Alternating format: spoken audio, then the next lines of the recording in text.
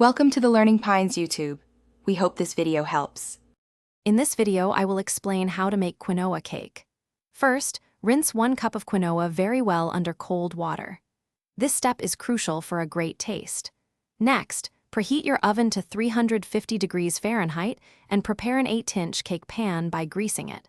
Finally, gather all your ingredients, ensuring everything is measured and ready to go for a smooth baking process. Once your quinoa is rinsed, cook it with 2 cups of water until it's light and fluffy and all the liquid is absorbed. While the quinoa cools, let's prepare our dry ingredients.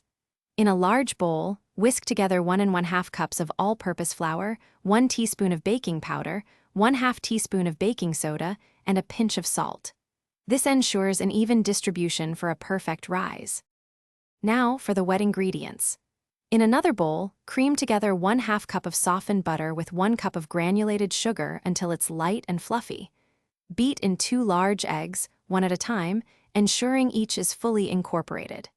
Then, gradually add your dry ingredients to this wet mixture, alternating with 1/2 cup of milk, mixing until just combined.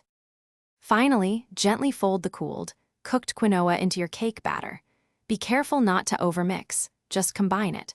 Pour the batter evenly into your prepared 8-inch cake pan.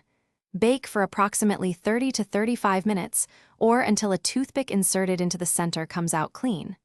Let it cool completely before frosting and enjoying your homemade quinoa cake. Thanks for watching. Consider subscribing if we helped you.